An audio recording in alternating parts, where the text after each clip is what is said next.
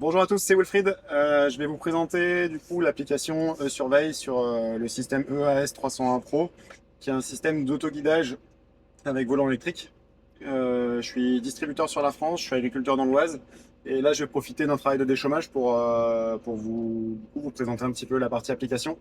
Ça va être vraiment voilà, un truc assez pratique plutôt, où je vais clairement partir d'une parcelle, configurer l'outil et voir un petit peu les bonnes pratiques pour l'usage de la tablette.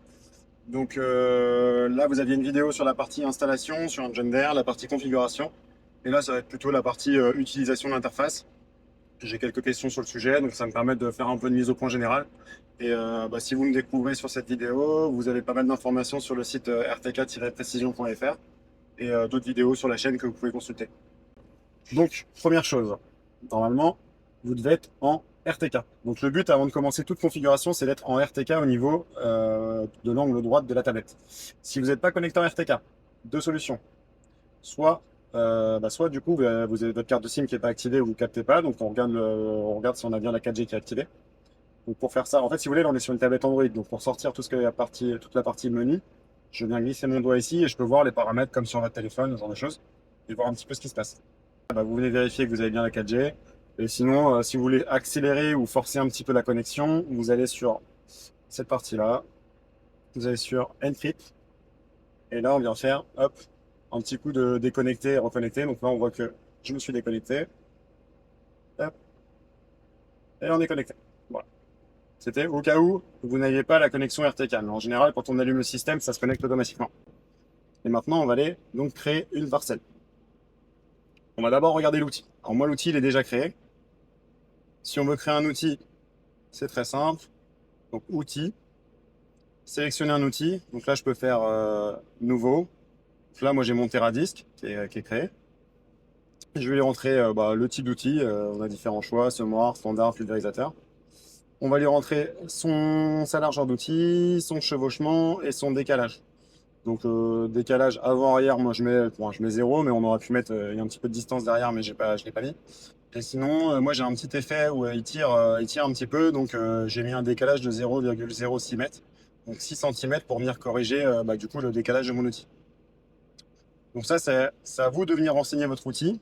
Et une fois qu'on l'a enregistré, eh bien, en fait, le décalage est enregistré, on a pu y revenir. Donc là, vous pourrez créer toute votre liste d'outillage et ensuite, vous n'avez plus qu'à le récupérer et de sélectionner le bon outil. Ici, on va donc créer une nouvelle parcelle. Donc, moi, hop, je pars volontairement sur une parcelle du coup que j'ai pas enregistrée. On appuie sur la petite roue ici. On peut avoir donc différentes exploitations. Si on travaille en multi-exploitation et de regrouper du coup tous les champs. En gros, c'est les exploitations, les champs de l'exploitation, les bordures de l'exploitation et ensuite les lignes de guidage. Donc vous avez toute l'arborescence qui est là-haut et vous allez donc voilà, moi je suis en mono exploitation, donc j'ai la SCEA qui est la structure de la ferme. Ensuite j'ai le champ.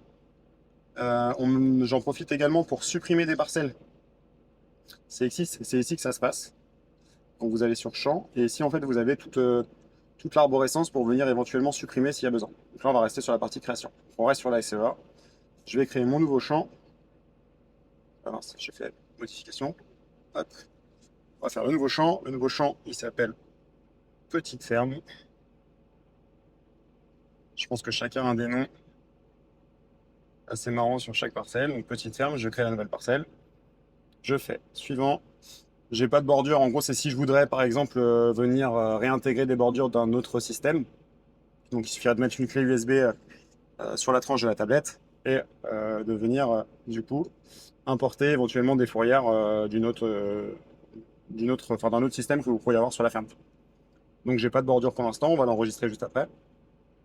Et j'ai pas non plus de liste de guidage, enfin de ligne de guidage pardon, à importer. On va partir sur un usage sur une parcelle toute neuve, sans ligne, sans bordure. On valide. Là, il faut rentrer une tâche. En fait, la tâche, ça correspond à votre coloriage. C'est-à-dire que donc moi, j'ai mon déchômeur à disque. Je vais appeler ça DDI, type de tâche, travail du sol. Là, vous pouvez venir sélectionner des choses ou si ça n'existe pas, vous pouvez venir créer une tâche. Opérateur Wilfried, matériel, Teradisc. C'est un peu redondant, mais ça permet après de s'y retrouver un peu mieux, notamment sur vos couleurs de coloriage en fonction de ce que vous faites, et voilà, d'avoir un peu un historique de notre travail et de s'y retrouver assez facilement. Le plus compliqué finalement, c'est d'avoir une arborescence assez claire pour réussir à retrouver un petit peu tout ce qu'on veut, que ce soit les tâches, les lignes ou les parcelles. Donc là, de la même façon, si vous voulez venir supprimer des tâches, donc là, il n'y en a qu'une, je ne peux pas la supprimer, on peut revenir ici et supprimer des tâches. Donc voilà, on a créé la nouvelle tâche. Il y a aussi une tâche démarrage rapide, mais sachez que les tâches démarrage rapide, pardon, on va dire que je le déconseille, sauf voilà, si vous êtes sur une parcelle où vous faites une ligne de déchômage et que vous ne comptez pas forcément la retrouver et que c'est juste un one shot, vous pouvez faire un démarrage rapide. Hop. Donc on valide. Voilà. Là, je suis sur une version, moi qui est une version un peu bêta test, donc il y aura peut-être des petites différences d'affichage par rapport en fonction de quand vous regardez la vidéo. Là, on est le 17 juillet 2025, donc voilà pour vous situer. Et il y aura peut-être des petites modifications au niveau de l'interface. Donc là, je suis en train de tester moi la version test. Je vous montre un petit peu donc tout ce qu'on peut avoir. Là, il y a la partie information. Ça vous permet d'avoir pas mal de choses, le nombre de satellites. On peut aussi avoir la distance du point de base. C'est quelque chose qui est intéressant, c'est de savoir où est située l'antenne centipède sur laquelle vous êtes connecté. Et moi, normalement, j'ai une antenne qui est juste à côté. Normalement, je suis à 600 mètres de mon antenne centipède, grosso modo. Sauf qu'on a une coupure de courant sur le hangar sur lequel est installée l'antenne. Et de ce fait, on vient se connecter automatiquement sur une antenne qui est un petit peu plus loin, donc à 20 km. L'icône qui est ici, c'est pour gérer tout ce qui est bordure, donc on va le faire ensemble. Là, c'est la gestion des lignes. Là, c'est pour gérer le décalage d'outils. En fait, on peut reprendre le décalage d'outils ici directement, donc sur la page de travail. Donc moi, c'est déjà réglé. Là, c'est si on veut régler un petit peu le comportement du volant. En fait, moi, je vous mets les paramètres de base et après, je vous conseille de venir jouer uniquement là-dessus, sachant que plus on augmente cette valeur, plus on vient adoucir un petit peu le comportement du volant. Donc, si vous rencontrez, pardon, voilà, si par exemple la vitesse faible, vous trouvez que le volant est un peu trop souple, vous pouvez venir descendre ce paramètre pour rendre le système un peu plus réactif. Mais bon, en théorie, c'est des valeurs un peu passe-partout. Moi, j'y reviens pas forcément. Donc voilà, au moins vous avez l'info et vous en faites ce que vous en voulez. Mais voilà, c'est un peu ça l'idée. Coefficient de compensation angulaire, c'est par exemple si vous êtes sur un sol déformé, je pense principalement à un labour.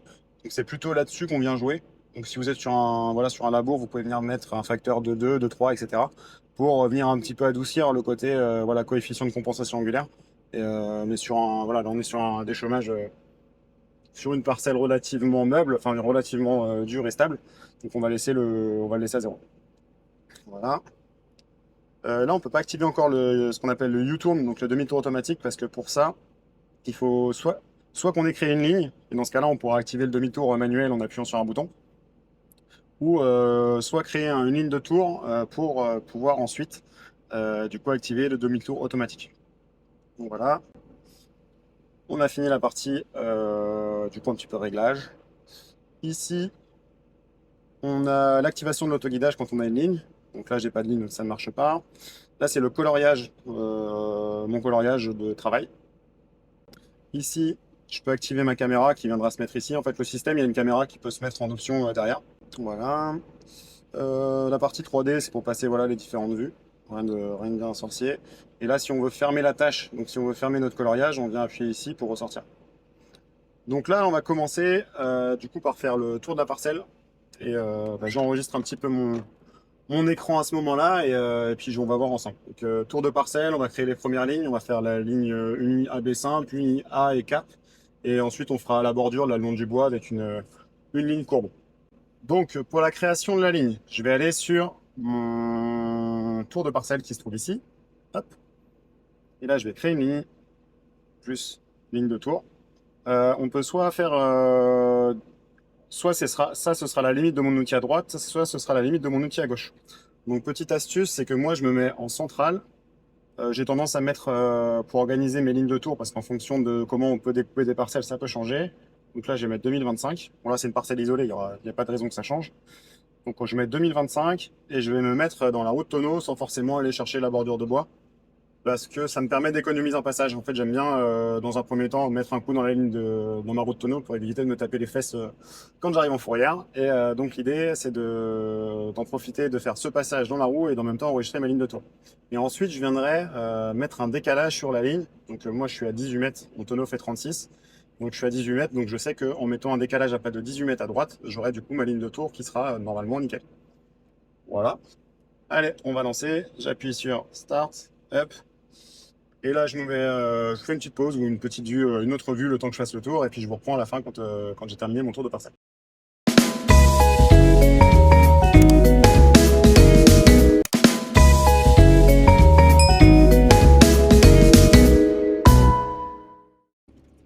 Donc, là, j'ai fait le tour de ma parcelle. J'arrive au bout. Hop. Sachant que dans les angles, j'ai la possibilité de mettre pause.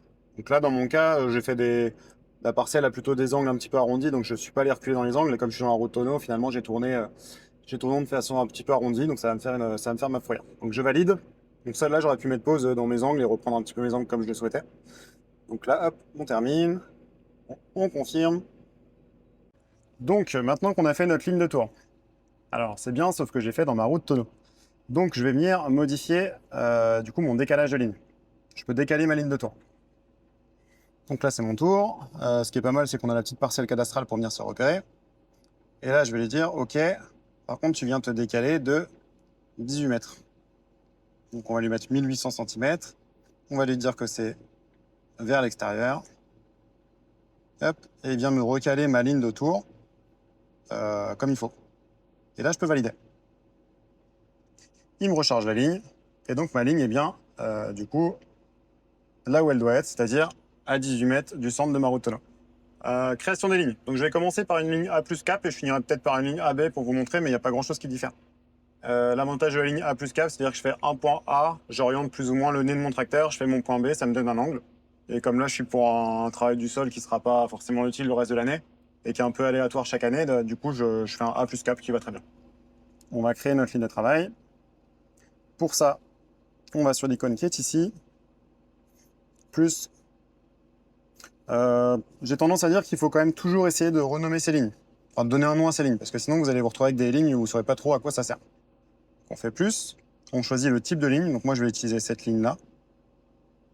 Je vais l'appeler DDI 2025. Hop. Après, celle-là, en fait, éventuellement, je pourrais aller la supprimer parce que je sais qu'elle ne me servira pas forcément, mais même pour la supprimer, ça me permettra de savoir que cette ligne, elle est à supprimer. Donc on fait OK. Là, je vais faire mon point A. Hop. Je vais baisser mon outil.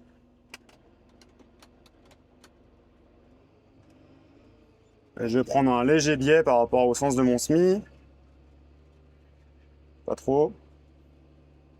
Je valide. Ma ligne est créée.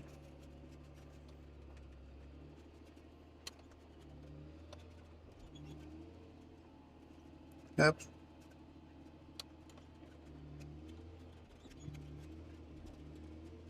Voilà.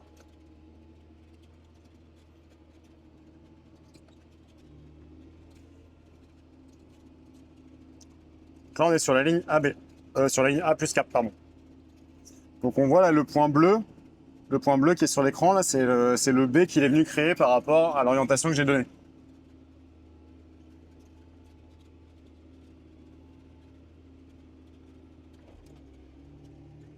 Hop. On voit qu'on fait une belle droite. Et on voit aussi que mon déchaumeur, il tire un petit peu de travers. Donc c'est pour ça que j'ai un décalage de, je crois, 6 cm pour corriger ça. Hop. On réengage. On voit que la prise de ligne...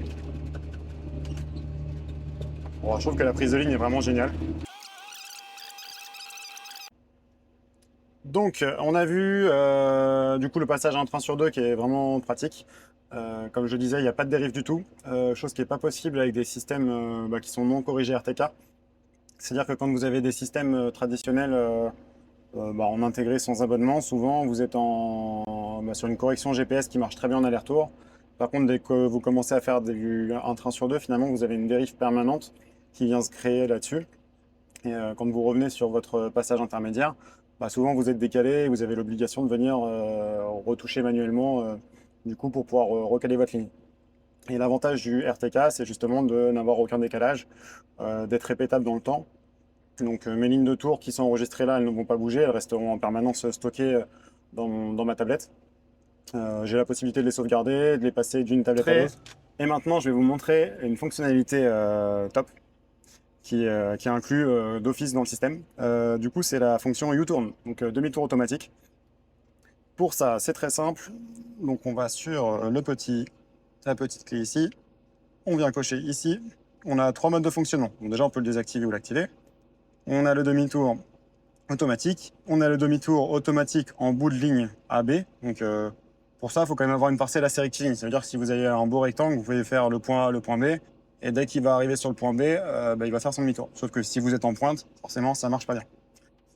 Et sinon, on peut activer le demi-tour sur la limite de bordure.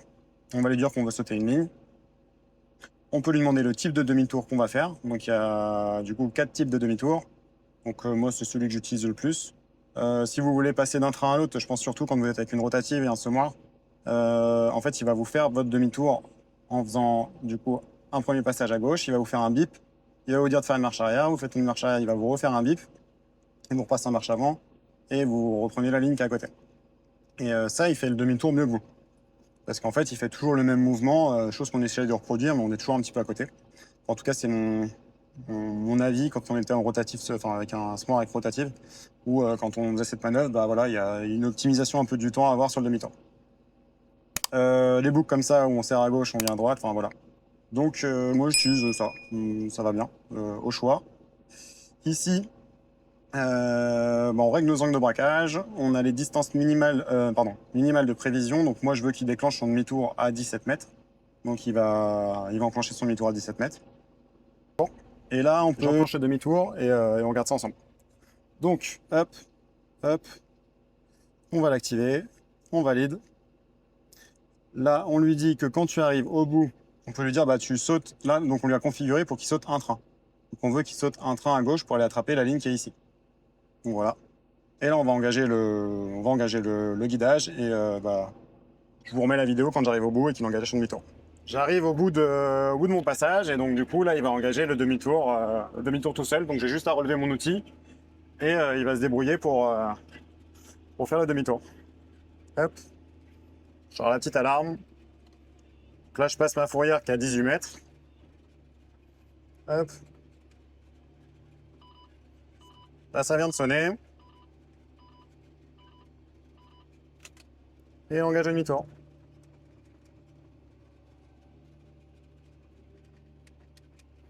Donc je ne touche absolument pas mon volant.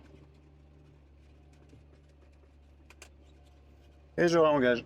Enfin, je réengage. Je réengage pas, c'est plutôt je rebaisse mon outil, c'est la seule opération que j'ai à faire. Là, j'ai plus qu'une chose à vous montrer, c'est la ligne courbe que j'utilise principalement en fourrière. Donc là, on peut voir que j'ai ma bordure de bois, qui n'est pas forcément rectiligne. Donc l'idée, c'est de faire un premier passage le long du bois et ensuite d'avoir mes 3 lignes de tour qui soient créées et enregistrées. Donc là, je me retrouve ici. Je vais vous montrer la forme de ma parcelle. Je vais plutôt reprendre. Hop.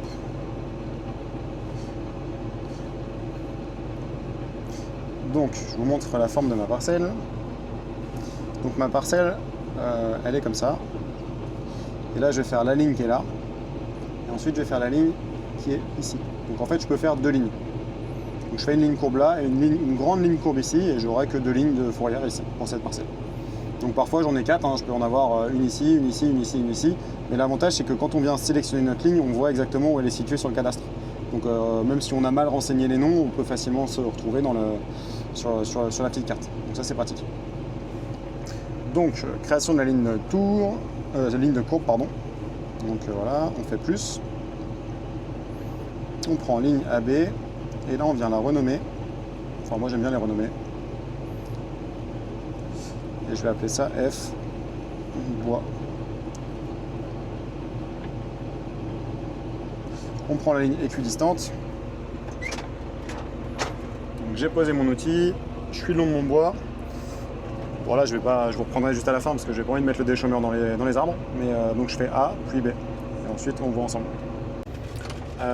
J'ai fait mon point B avant de reprendre la caméra, mais bon, rien de particulier, donc j'ai juste fait un point B. On voit bien que j'ai ma ligne courbe, donc le point bleu, mince, je filme mal, le point bleu qu'on voit sur sur l'interface, c'est le B. Hop. Et du coup, on va reprendre nous la deuxième ligne, celle-ci. Donc la ligne qu'on va prendre là, c'est la ligne, faut que ce soit colorié en rouge. Donc on l'oriente un petit peu. Et hop. On est parti.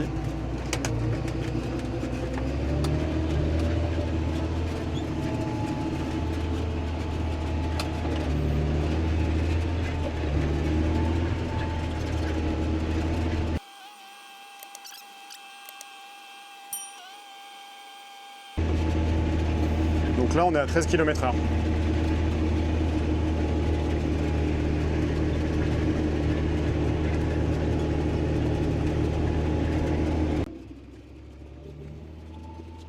Et voilà, il ne nous reste plus que le petit morceau là.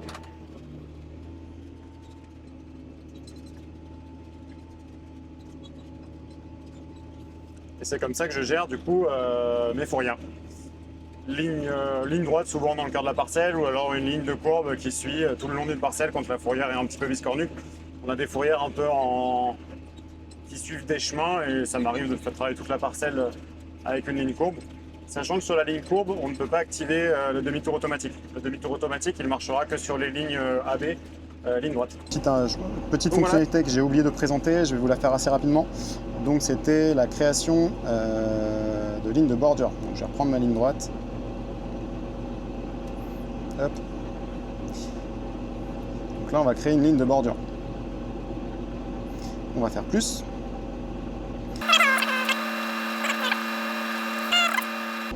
Trajet, on va en mettre 3 pour 3 lignes. OK. Et on valide. Donc suite à ça, on a notre fourrière qui s'est créée. Donc on a nos 3 passages qui sont en gris. Donc premier passage, deuxième passage, troisième passage. Donc ça prend en compte ma largeur de déchômeur. J'aurais pu mettre une autre valeur, mais là par défaut ça prend ma valeur de déchômeur.